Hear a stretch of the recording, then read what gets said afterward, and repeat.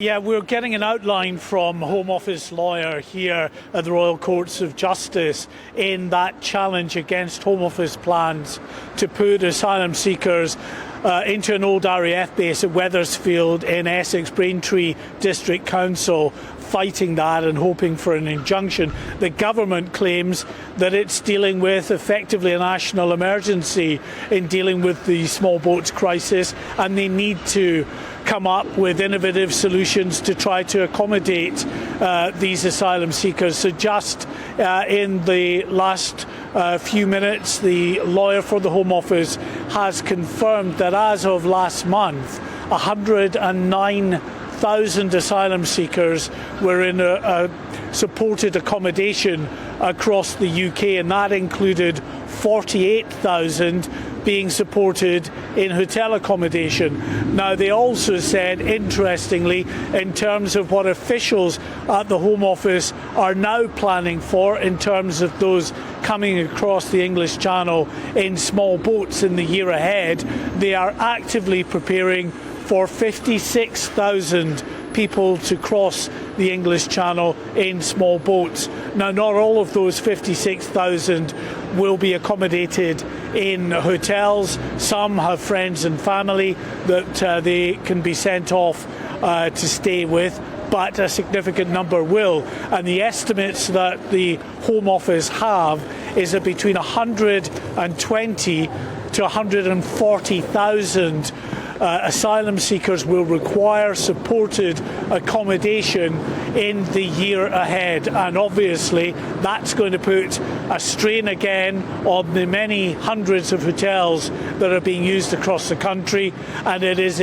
precisely why, according to the government lawyer, they need, as a matter of urgency, to secure these sites such as Wethersfield in Essex, Scampton in Lincolnshire, barges down in Dorset and another vessel in Birkenhead, to try to accommodate asylum seekers in much larger groups away from hotels and the strain that that's putting on the hotel industry.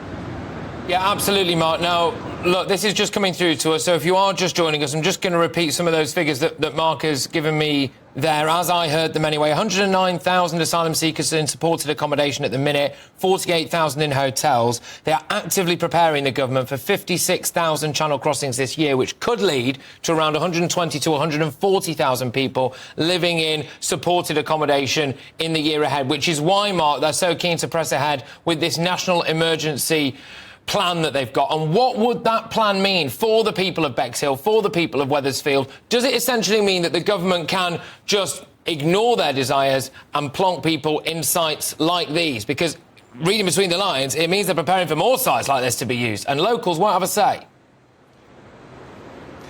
Yeah, well, the government has effectively a Class Q, it's described as, rule available, which means that if they own government land, so basically a Ministry of Defence base would be a prime example of that. If it's government-owned land, then they, if it's declared a national emergency, under Class Q, they can then circumvent, disregard any planning objections that there might be from councils like Braintree District Council over the suitability of a base like Wethersfield. Now, Braintree District Council claim that that base is unsuitable because there just there isn't the infrastructure in the local area to be able to support up to 1,800 young male asylum seekers, that they are, of course, free to wander into the local community. In Wethersfield itself, the village next to the base, there's one small grocer shop, and that's it, really. The government, for its part, is arguing that, look, you know, they're not in breach of any planning rules at all. They already have the base. It's theirs. There is already infrastructure on that base, which includes a very significant number of accommodation blocks and also hard standing that they can put portable porta-cabins or other marquees and other portable buildings upon to deal with significant numbers of people. So they're arguing that there's no breach in the first place, but if there is a breach, well, they can get round that because it's a national emergency, and under this Class Q letter of the law for a national emergency, they can disregard any of these planning objections.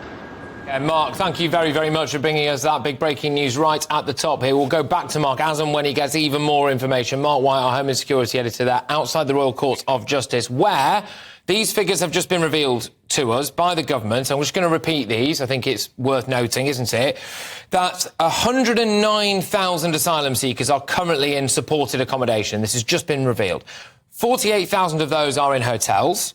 The government is actively preparing for 56,000 channel crossings this year. Yesterday, we did talk about the idea that now there's been 5,000 already, and they are expecting around 120 to 140,000 asylum seekers to be in some form of assisted accommodation by the end of this year. And that is why they want to press ahead with plans to essentially commandeer, anyway, various different government sites, so prisons, former RAF bases,